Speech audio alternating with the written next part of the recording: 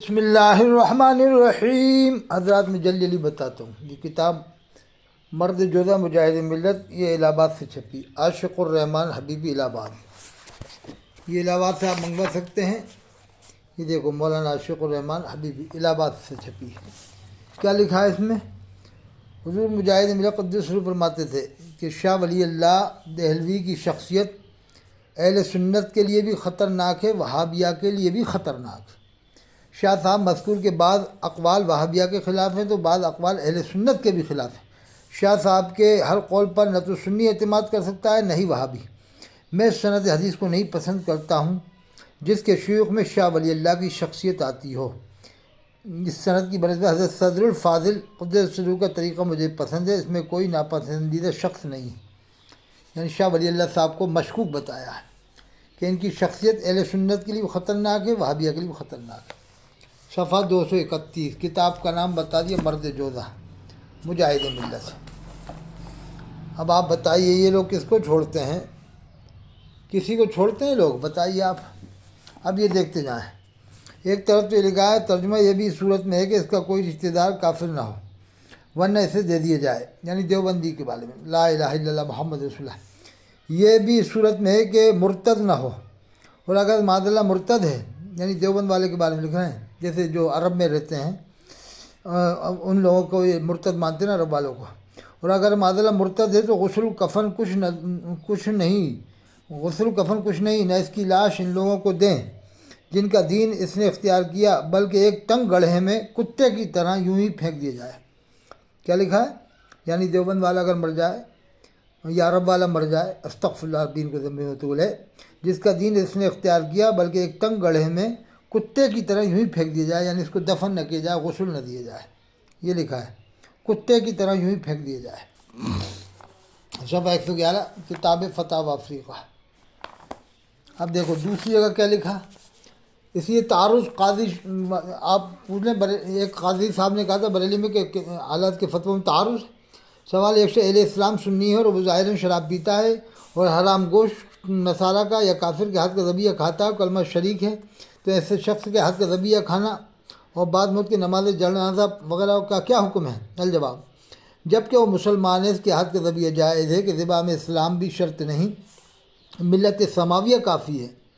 یعنی جیسے اہل کتاب، قرآن میں ہے نا، وَطَعَامُ الَّذِينَ أُوتُوا الْكِتَابَ حِلٌّ لَكُمْ وَطَعَامُكُمْ حِلٌّ لَهُمْ، ملت سماویہ کافی، یعنی آسمانی کتابوں پر ایمان رکھنا کافی، اور اس کے جنازے پر نماز فرض ہے۔ ادھر لکھ دیے یہ دیوبند والے کی نماز پڑھ سکتے ہیں، یعنی اس طرح کا آدمی دیوبند والا ہو یا عیسائی وغیرہ قسم کا ہو۔ یہ لکھا ہے نا، ملت سماویہ کافی ہے، اس کے جنازے پر نماز فرض ہے، جیسا کہ جواب سو میں گزرا، واللہ تعالی عالم۔ ادھر لکھ دیا کہ اس کو کتے کی طرح پھینک دیا جائے۔ ادھر کیا لکھا ہے؟ جن کا دین اس نے اختیار کیا، بلکہ ایک تنگ گڑھے میں کتے کی طرح یوں پھینک دیا جائے۔ صفحہ 111 میں لکھا ہے، 112 میں وہ لکھا، دیکھ لیں آپ، یہ زوم کر کے پڑھ سکتے ہیں۔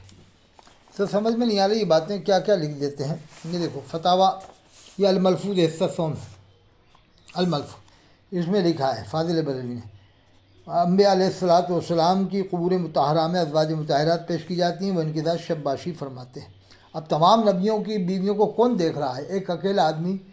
تو صحابہ کرام نے ہمارے نبی کی بیویوں کو نہیں دیکھا، تو اس میں تو کل انبیاء کی بات ہے، کل انبیاء کی بات۔ نبیوں کی بیویاں تو پردے والی ہوتی تھیں، تو یہ کون شخص ہے جو شب باشی کرتا ہوا دکھ رہا ہے؟ انبیاء علیہ الصلوۃ والسلام قبور مطہرہ میں ازواج مطہرات پیش کی جاتی ہیں، ان کے ساتھ شب باشی فرماتے ہیں۔ اب یہ کہتے ہیں نقل کیا، تو ایسی بات کی نقل کی کیا ضرورت؟ کیا کوئی ضرورت ہے نقل کی؟ یہ ہے صفحہ، یہ الملفوظ ہے، صفحہ میں نے بتا دیا، صفحہ 27 سے جلد سوم۔ میں ایک جلدی حوالے بتاتا ہوں۔ یعنی ابھی میں نے جو امور کے تجھ سے قبل از نبوت واقع ہوئے اور جو قصور کے آئندہ واقع ہوئے سب معاف کیے۔ اب یہی عبارت دیوبندی لکھ دیتا ہے، یہ کافر بنا دیتے ہیں۔ صفحہ 114، صفحہ 115 دیکھو، انا فتحنا لک فتحا مبینا، صفحہ 115، یہ تفسیر علم نشرہ ہے۔ یہ صفحہ 116، ترجمہ، ہم نے فیصلہ کر دیا کہ تیرے واسطے سری فیصلہ تا، معاف کرے اللہ تیرے اگلے پچھلے گناہ اور پورا کرے تجھ پر اپنا احسان، چلاوے تجھ کو سیدھی راہ۔ فاضل بریلوی نے ترجمہ کیا، وہ ہدیہ کا صراط مستقیم، اللہ آپ کو سیدھی راہ دکھا دے، باپ نے کیا چلاوے۔ پہلے اسی طرح کے ترجموں پر آپریشن کرتے تھے، یہ تفسیر علم شر امام احمد رضا کیٹ میں چھپی ہے، جلد نمبر 1 ہے۔ یہ دیکھ لو ترجمہ وہی ہے، لیکن فاضل بریلوی کے والد کا عقیدہ یہ ہے کہ سارے نبی سارے فرشتے معصوم ہیں، لیکن ترجمہ ظاہر کیا وہ بالن فادا اور پایا تجھے راہ بولا پھر تجھے راہ بتائی، صفحہ 124۔ یہ کتاب آپ خرید تو کیوں نہیں ہیں، یہ بریلی سے ملے گی آپ کو۔ اب دیکھیے اب میں آپ کو بتاتا ہوں کہ اللہ کے رسول صلی اللہ علیہ وسلم کے اوپر اس نے الزام لگایا ہے۔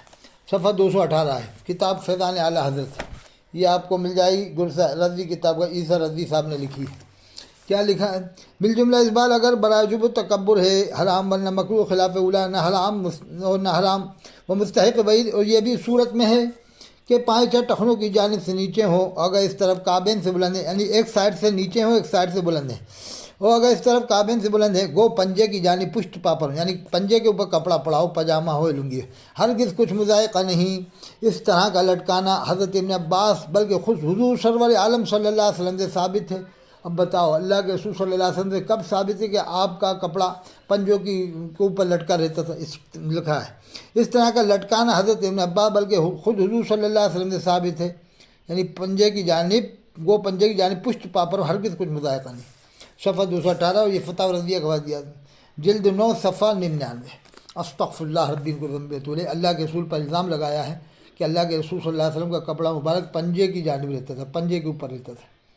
استغفر اللہ ثم استغفر اللہ، یہ لوگ کیا نہیں کر سکتے ہیں، یہ دیکھو آپ۔ اب میں آپ کو اور بتا رہا ہوں، دیکھیے آپ، یہ فاضل بریلوی کے شعر کے وہ فتویٰ، یہ کہنا ہے کہ حضور صلی اللہ علیہ وسلم اللہ سے معانقہ کرنے گئے تھے، کلمہ کفر ہے، معانقے کے معنی ہے گردن سے گردن ملانا، اللہ عز و جل جسم جسمانیت اعضاء و جوارح سے منزہ ہے۔ فاضل بریلوی کا شعر ہے نا، حجاب اٹھنے میں لاکھوں پردے، ہر ایک پردے میں لاکھوں جلوے، عجب گھڑی تھی کہ معراج کی شب، جنم کے بچھڑے گلے ملے تھے، یہ اس شعر پر فتویٰ ہے۔ صفحہ نمبر 189 اور فتاوی شارح بخاری ہے، دیکھو آپ، یہ فاضل بریلوی کے شعر کے وہ فتویٰ دیا ہے، دیکھ رہے ہیں آپ۔